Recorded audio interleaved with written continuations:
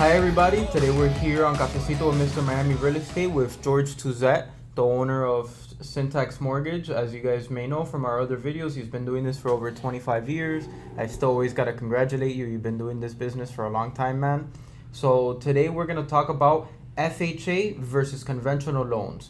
So we do have a full video out there that is everything mortgage related. It's 45 minutes. But, we've had some people say, I don't want to watch all of that. I just want to get straight to the basics. Am I doing FHA? Am I doing conventional? So today, that's what we're going to be covering. If you're not part of this category and you're buying something in the higher price point, we also have a jumbo loan video that you can go and watch. That's all about luxury homes and jumbo loans. So let's get right into it, George. What is the difference in down payment on FHA versus conventional? So it does depend. Desi, hello. How are you? Nice to see you again. I forgot to greet you. Sorry.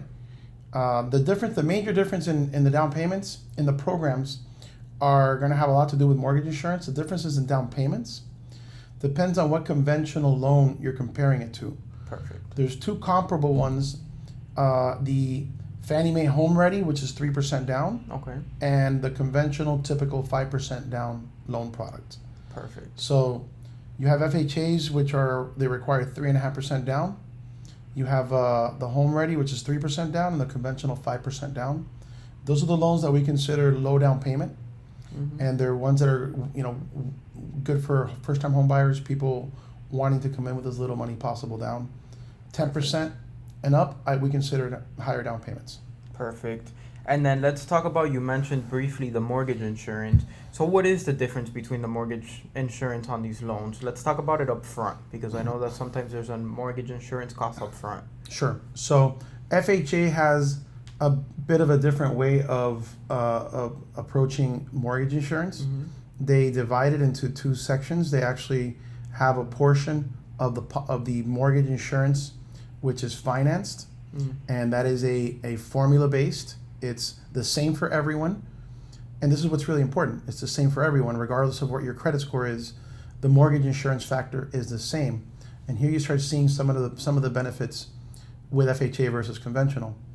For FHA, the upfront mortgage insurance is 1.75% of the base loan amount. Okay. So that is one of the major differences between FHA and conventional, is the fact that FHA has an upfront mortgage insurance. And again, it is a formula, and it is not score driven. Perfect. So as far as the monthly mortgage insurance is concerned, this is also the same way that Fannie Mae and Freddie Mac approach mortgage insurance is on a monthly basis. For FHA loans, it's also not score driven. It is a formula based, and it is 0.85%. Okay. That is the formula for all FHAs.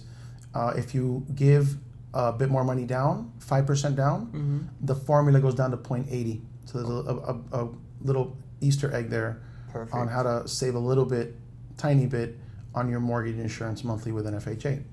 For conventional loans, it's more score driven and has a lot to do with the differences in the transaction, having to do with loan to value, property use, and again, score. Perfect. So those are the major differences in mortgage insurance between FHAs and conventional. So let me ask you, because I know that this is going to be asked in the comment section, are both of these for life? No. So FHA does have, that's the big major difference between FHA and conventional is the mortgage insurance and the fact that FHA carries the mortgage insurance for the life of the loan. FHA by definition is an insurance policy. It's not a loan. It's an insurance. And that insurance is going to be for the life of the loan versus your conventional loan products, which have an automatic cancellation. At 10 years, the policy will automatically cancel with Home Ready's conventional loans, Fannie Mae loans, Freddie Mac. And in 2 years, you do have the option of appraising the property through the bank, through your current bank. And if you are at or below 78% loan to value, then you can remove the mortgage insurance as well without the need for a refinance and spending money. Perfect. On closing costs, additional closing costs. Perfect. And let's talk about the differences in qualifying between these loans. Okay, so the differences in qualifying have a lot to do with the way that FHA looks at their debt to income ratios.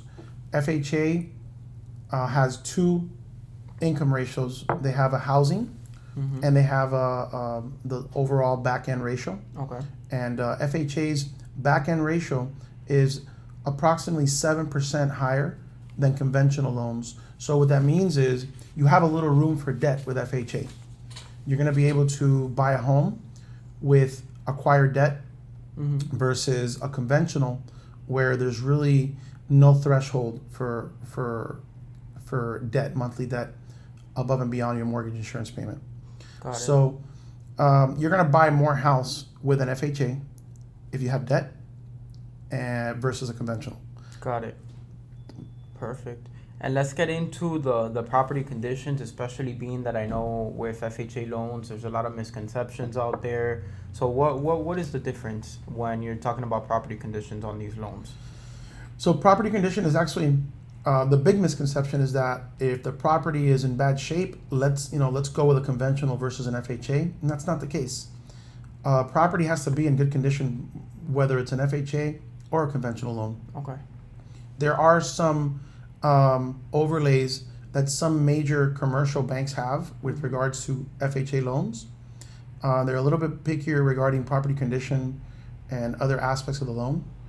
The big difference with conventional and FHA have to do with things like the lead-based paint. Okay. So properties built prior to 1978, should not have any peeling paint exposed at the time of inspection by the appraiser, because it will trigger FHA rules. Okay. And most likely the property would have to be maintenanced or painted, the peeling paint, Right. in order to appease the appraisers. A common one that I've seen, especially down here in South Florida, is the security bars. The security bars on the windows are a big one. FHA is a federal organization, and they're all about keeping the public safe. So if you're buying a house and it has security gates on the windows, they must have emergency release latches at the time of appraisal inspection. If not, they will need to be removed. There's a certain amount of emergency escapes that are required per house, depending on the bedroom count and other factors. But that's one of the big ones, is security bars on the windows. Yes. Perfect. And what about other items? Like, I know appliances is a big topic. Well, again, misconception. You don't need to have appliances in order to be approved for an FHA loan. The property does not have to have appliances. Perfect. In some cases, they don't even need to have central AC units. So a lot of people think that if the property doesn't have a central AC unit, you can't do an FHA loan. That's not the case. Perfect. So long as they're being compared to other properties without central ACs, or there's an adjustment for it, they can buy without a central AC unit.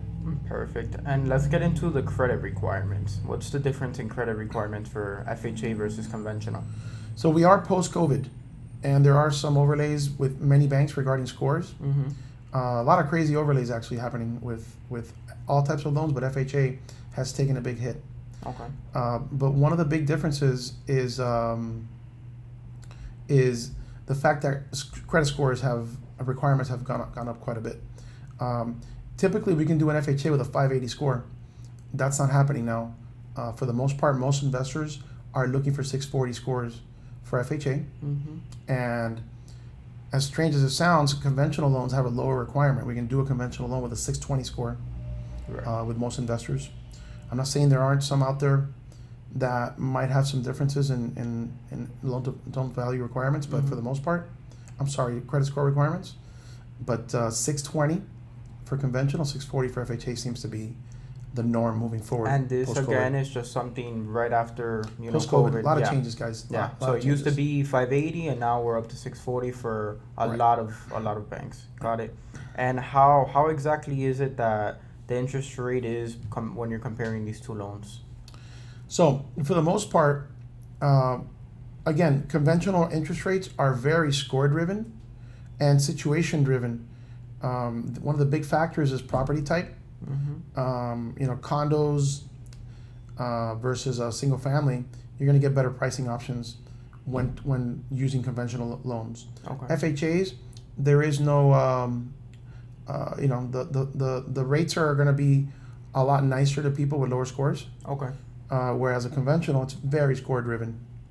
So if you have lower scores, stick to an FHA loan. You're going to get a lot more for your money, rate wise. Perfect. And you actually just mentioned condos, so I wanted to touch into that because everybody wants to, buy a condo. They're more affordable, but I know there's some issues there with FHA. Can you go into that? Yes. So all low down payment loan products, 3% for home readies, 3.5% FHAs, 5% conventionals, even 10% conventional loan products are going to have a hard time with condos. The condos need to be approved prior, either by FHA or Fannie Mae, in order to do one of these low down payment products. If the building is not approved for FHA, there have been some changes in the rules, particularly with regards to condo approvals. It is possible to do a spot approval on certain condo buildings.